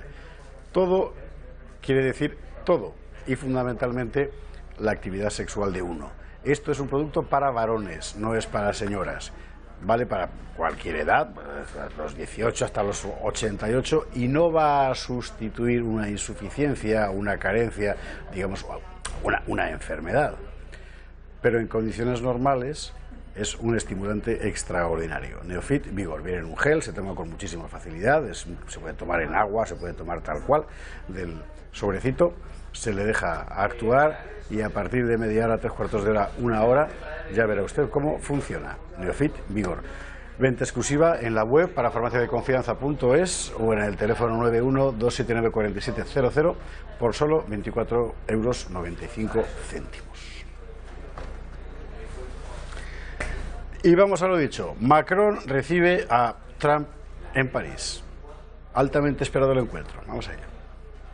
El presidente de Francia, Emmanuel Macron, y el de Estados Unidos, Donald Trump, mostraron una imagen de sintonía en la primera jornada del mandatario estadounidense en París, en la que, frente a sus diferencias, apostaron por un trabajo conjunto en los grandes desafíos a nivel internacional. Tras una ceremonia de recepción con honores militares en el Hotel de los Inválidos y de una reunión bilateral en el Palacio del Elíseo, ambos mandatarios expresaron ante la prensa su voluntad de que sus divergencias no frenen su necesaria cooperación. La lucha contra el terrorismo, la seguridad, el comercio o la necesidad de alcanzar una estabilidad en Oriente Medio protagonizaron la reunión en el Elíseo. También el Acuerdo de París, del que Estados Unidos se retiró el pasado junio, acaparó parte del protagonismo, aunque en este caso Trump dejó entrever la posibilidad de un posible cambio.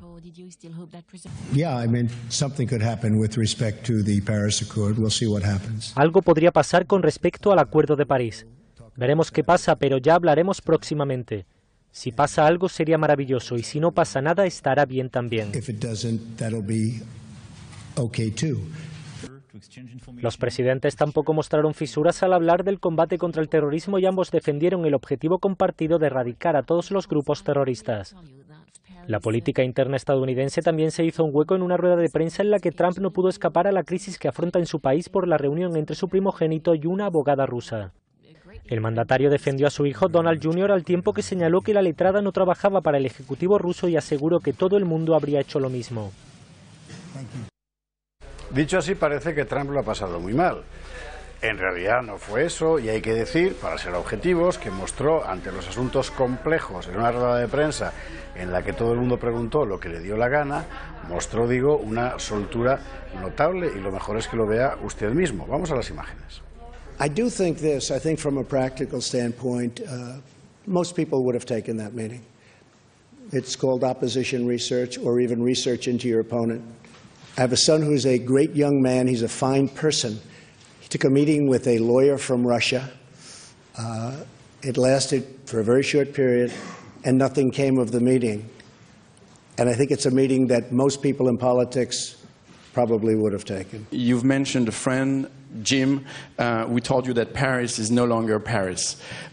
You were implying at the time that Paris was not safe anymore. You've also said that France and Germany are infected by terrorism and, quote, it's their fault because they let people enter their territory. Those are very strong words. Would you repeat them today? And do you still believe that France is not able to fight terrorism on its own territory? It's going to be just fine because you have a great president. You have somebody that's going to run this country right, And I would be willing to bet, because I think this is one of the great cities, one of the most beautiful cities in the world. And you have a great leader now, you have a great president, you have a tough president. He's not going to be easy on people that are breaking the laws and people that show this tremendous violence. So I really have a feeling that you're going to have a very, very peaceful and beautiful Paris. And I'm coming back. You better do a good job, please. Otherwise, you're going to make me look very bad. And you're always welcome. Thank you.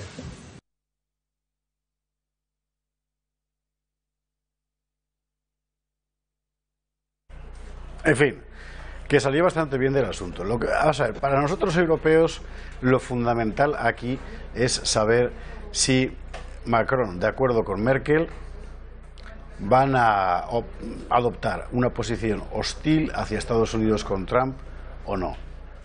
Porque a nosotros nos va a influir de forma determinante. Sin embargo, como la prensa está en lo que está, es decir, en saber si Trump es un agente del KGB, de lo que se ha hablado fundamentalmente es del famoso asunto de la pista rusa, que se deshace por sí solo, lo cojas por donde lo cojas. Pero bueno, estamos viviendo en una época alucinante, en la que todo el mundo de repente coge algo, construye un relato y sobre ese relato empieza a funcionar como si fuera la vida real. ¿Qué es lo que ha dicho exactamente Trump sobre este famoso asunto de la abogada rusa que quiere hablar con el hijo de Trump durante la campaña electoral, etcétera? Los de Russia Today, desde su punto de vista, lo han explicado de esta manera. Ya le decía, Donald Trump emprende su primer viaje a Francia en medio de un torbellino político en su propio país. Durante la rueda de prensa conjunta con el presidente galo, el líder norteamericano no dejó al margen el reciente escándalo en torno a su hijo. Aseguró que de la reunión que mantuvo con la abogada rusa, pues no salió ningún acuerdo. Mi compañera Elena Villar nos tiene los detalles desde Washington. Elena, qué gusto saludarte. Parece que Donald Trump decidió despejar las dudas respecto a este escándalo. Hola, ¿qué tal? Ha sido la primera vez que Donald Trump hablaba a cámara tras el escándalo derivado de la reunión que su hijo mantuvo con una abogada rusa con la expectativa de recibir información sensible sobre la excandidata demócrata Hillary Clinton. Ha sido en París, donde se ha reunido con el presidente Emmanuel Macron en el marco de la visita oficial que ha realizado con motivo de la fiesta nacional de Francia. Trump ha sido claro: mi hijo es un hombre maravilloso que se reunió con una abogada rusa, no una abogada del gobierno ruso, en un encuentro que fue rápido. Le escuchamos. Mi hijo se reunió con una abogada rusa que no representa al gobierno. Es una simple abogada. No hubo ningún acuerdo en ese encuentro.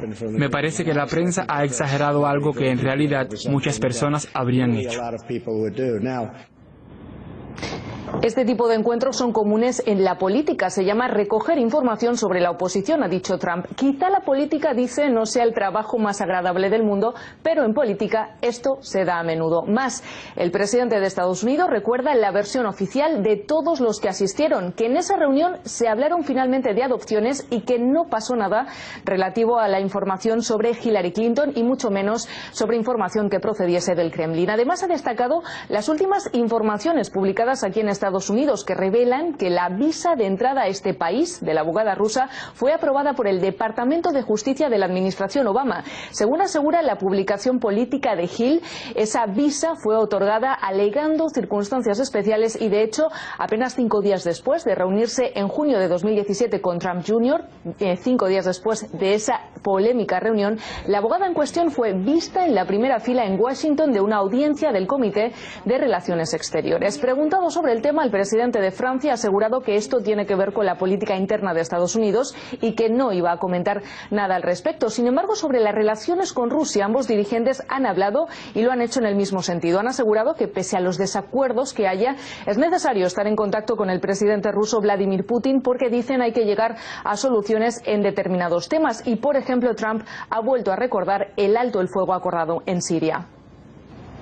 Pues así la información más reciente. Muchas gracias, Elena. Ha sido mi compañera Elena Villar que nos ampliaba las últimas declaraciones de Donald Trump respecto al escándalo que envuelve a su hijo. Bueno, a todo esto en Francia es el día de la fiesta nacional porque es la toma de la Bastilla, que como acontecimiento histórico fue una cosa bastante bochornosa, pero que en todo caso funciona como fecha fundacional de la República. Hay un gran desfile, siempre es muy impresionante ver a los dragones paracaidistas, a la Legión extranjera francesa, en fin, es un gran desfile. Normalmente, comparado con lo que se hace aquí desde hace unos años, es muy impresionante. Aquí en España los hemos tenido fantásticos los desfiles, pero últimamente están un poco disminuidos. Bueno, y en los actos en cuestión, por supuesto, ha estado Trump. Ha estado Trump porque se supone, bueno, porque se supone no, porque se cumplen 100 años de la intervención norteamericana en la Primera Guerra Mundial y de la llegada de tropas yanquis al escenario de guerra francés. Y se supone, aquí sí, que el presidente de los Estados Unidos es algo así como el heredero de aquella decisión. Y aprovechando que estaban juntitos, pues Trump y Macron han seguido poniendo en escena el qué bien nos llevamos y el qué buen rollo tenemos. Hay unas imágenes de la agencia EFE, que es un vídeo que acaba de subir y que si a Jaime le parece bien Jaime, vamos a ver desde aquí mismo. Trump y Macron escenifican gran complicidad en la fiesta nacional francesa. Con gestos y palabras, los presidentes de Estados Unidos y Francia dejaron de lado los profundos desacuerdos en asuntos como el cambio climático o la política comercial. Nous avons trouvé aussi des alliés sûrs. Hemos encontrado aliados seguros, amigos que han venido a nuestro socorro. Estados Unidos es uno de ellos. Es por eso que nada nos separará jamás. C'est pourquoi rien ne nous séparera jamais. Macron se expresaba así en un breve discurso aludiendo el motivo por el que había invitado a Trump, la conmemoración del centenario de la entrada de Estados Unidos en la Primera Guerra Mundial junto a Francia y el resto de los aliados. Los presidentes intercambiaron comentarios de forma reiterada mientras los aviones surcaban el cielo. También lo hicieron durante el desfile en tierra, encabezado por un grupo de soldados estadounidenses, algunos vestidos con uniformes de la Primera Guerra Mundial. Fueron 2 horas de desfile en el que participaron casi 3.800 militares a pie, además de vehículos, caballos, aviones y helicópteros. Al término del acto, una banda interpretó los himnos de Estados Unidos y Francia, con las banderas de ambos países enarboladas por militares. Ambos mandatarios estuvieron acompañados por sus respectivas esposas, así como por los miembros del gobierno y de las más altas instituciones del Estado francés. Bueno, pues esto es lo que ha habido en París. Lo importante con todo no es solo esto, sino lo que Macron significa en materia de baluarte del discurso globalista. Bea Rojo lo explicaba ayer muy bien en nuestro telediario. Vamos a verlo. Y hablamos ahora de la ola de calor, porque ha vuelto a actualizar, a poner de moda el debate sobre la existencia o no del cambio climático. El mantra del establishment bajo el cual justifican la legislación a nivel mundial. En base a ese calentamiento global, las élites dictan la agenda mundial hasta tal punto que el presidente galo, el que se ha reunido precisamente con Donald Trump de cambio climático, seguramente van a hablar los dos mandatarios porque están totalmente en desacuerdo. Bueno, pues hace apenas unos días aseguraba que para terminar, para acabar con el terrorismo yihadista, había que bajar las temperaturas, tal cual. Unas declaraciones que, por surrealistas que puedan parecer, recibieron el respaldo total de la comunidad internacional. El eje del discurso globalista ha llegado a la prensa. Esta misma semana, el diario El País publicaba una noticia en la que aseguraba literalmente: hazte vegetariano, deja el coche y ten menos hijos si quieres luchar contra el cambio climático. Así rezaba el titular, que se enmarca dentro de una campaña mediática que también tuvo su hueco en el diario británico The Guardian, que el día anterior abogaba por fomentar políticas contrarias a la natalidad entre los jóvenes del Reino Unido para luchar contra el cambio. Volviendo al artículo del País. Bueno, este comienza criticando la postura mantenida al respecto por Donald Trump, quien se muestra, como saben, escéptico ante el caballo de batalla de Al Gore. ¿Qué decía el país? Bueno, pues asegura que los daños al planeta son efecto de la acción humana, de la suma de billones y billones de acciones individuales pasadas y presentes, reclamando además familias más pequeñas. Algo muy sorprendente si tenemos en cuenta que en el mismo diario, en El País, es más que habitual encontrar noticias respecto a la inversión de la pirámide de población, el suicidio demográfico o el envejecimiento de la población. Los gurús del globalismo solo encuentran dos vías para frenar el cambio: abrir las puertas a las corrientes migratorias y dejar de lado las políticas de la natalidad. Pero veamos ahora qué relación encuentran entre estos tres fenómenos. Se basan en las teorías malthusianas que datan de finales del siglo XVIII, alertando en contra de la superpoblación. Pero ¿es realmente la superpoblación un problema? ¿O incluso existe la superpoblación? Vamos a verlo. En el año 1968, Paul Ehrlich vaticinó en su libro The Population Bomb el futuro de un Reino Unido devastado, superpoblado por 70 millones de personas hambrientas que llegarían incluso a ser caníbales. Algo en lo que no acertó demasiado si tenemos en cuenta que a fecha de 2000 Inglaterra cuenta con 65 millones de personas y que el problema que tiene es el contrario. Es un problema de exceso de alimentos traducidos en obesidad. Pero es que Enrique fue más allá, porque en Estados Unidos aseguraba que en 1980 la esperanza de vida no superaría los 42 años. ¿Por qué? Pues por los pesticidas, por los efectos de los pesticidas, y que la población estaría en torno a los 22,6 millones de habitantes. ¿Qué ocurre si miramos a 1999? Bueno, pues que Estados Unidos tiene una población de 279 millones y la esperanza de vida es de 79 años. Tampoco nada que ver. Bueno, demostrado que la superpoblación en la que se basan, cuanto menos se puede poner seriamente en duda, pues no tienen sentido ninguna de las políticas encaminadas a acabar con ella. Pero veamos ya cuáles son los planes de la ONU para nuestro país, para España. España deberá acoger a 12 millones de inmigrantes, unos 240.000 al año, hasta el año 2050.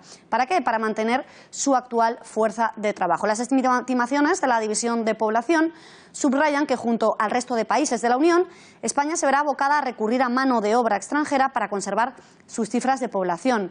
Acogida masiva mientras se promueven políticas contrarias a la natalidad y a la familia. Y es que según datos del INE, en torno a esa fecha habrá 5,4 millones de habitantes menos y 300.000 nacimientos menos. Ese es el panorama en España, pero es que si miramos a Europa, la previsión es aún mucho más preocupante. En el año 2030, en el conjunto de Europa, residirán unos 100 millones de musulmanes. Resulta de hecho ya muy significativo que en Bruselas, capital del conglomerado comunitario, el nombre más utilizado, el más común, sea Mohamed, y que de sus 1.200.000 personas, tan solo un 25% sea belga de origen. En el Reino Unido, hace ya años que la religión más practicada es el Islam. ¿Y qué representa Macron dentro de todo esto? Pues todo esto, precisamente.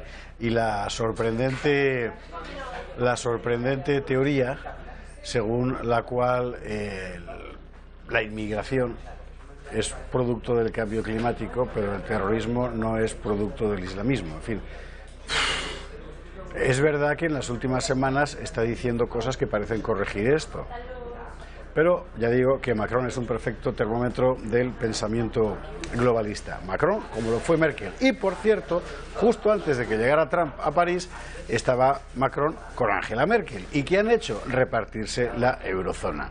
¿Y eso qué significa? Pues que vaya usted poniendo lo que tenga buen recaudo. Porque cuando Francia y Alemania se ponen de acuerdo, normalmente es contra España e Italia. Esto es así, ¿qué se le va a hacer? Así que más nos vale que los nuestros anden avisados en lugar de seguir haciendo el canelo gritando Europa, Europa, como es habitual en la diplomacia española. Vamos a ver esa reunión Merkel-Macron. El presidente francés Emmanuel Macron y la canciller alemana Angela Merkel presidieron en París un Consejo de Ministros bilateral con las cuestiones europeas en el centro de las discusiones.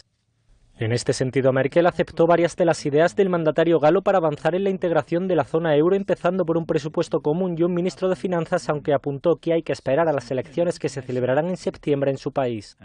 En la rueda de prensa conjunta, Macron también remarcó la sintonía que reina entre los dos países y aseguró que ambos coinciden en una agenda común para una Europa que proteja. Como muestra de ello, Francia y Alemania reiteraron su voluntad de reforzar la Directiva Europea de Trabajadores Desplazados con el argumento de que el mismo trabajo tiene que traducirse en la misma remuneración para evitar distorsiones en la competencia. Además, en materia de defensa, París y Berlín propusieron una cooperación estructurada permanente a la que invitaron a los otros países europeos interesados en una mayor integración en este terreno con proyectos concretos como una nueva generación de aviones de combate. Porque además todo esto tiene un contexto geopolítico del que apenas nadie ha hablado, sorprendentemente, y es que simultáneamente la Unión Europea trataba de hacer frente común con Ucrania y Estados Unidos frente a Rusia, que es que todo está mezclado con todo. Y lo más llamativo es que de esa reunión Unión Europea-Ucrania no hubo comunicado final. ¿Por qué? No lo sabemos, y ellos tampoco. Vamos a verlo. Según los medios ucranianos, la cumbre concluirá sin un manifiesto final debido a la falta de acuerdo sobre las perspectivas de integración de Ucrania en el bloque comunitario. Algunas publicaciones afirman que la parte ucraniana insistía en que fueran reconocidas sus aspiraciones europeas en el texto final conjunto. Unas palabras que, según las fuentes, los representantes de la Unión Europea se opusieron a incluir en el documento.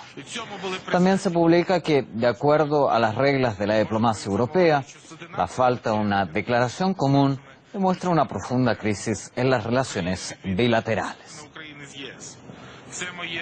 Claro, la cosa es que la Unión Europea ahora aparece allí como si fuera la redentora de Ucrania. Y eso realmente es que no es verdad. Y Lavrov, el ministro de Exteriores ruso, ha aprovechado para decir que la culpa de lo que pasa en Ucrania la tienen Bruselas y Washington. Vamos a verlo. Por su parte, el jefe de la diplomacia rusa, Sergei Lavrov, ha recordado que el papel de Washington y Bruselas jugaron en la crisis de Ucrania.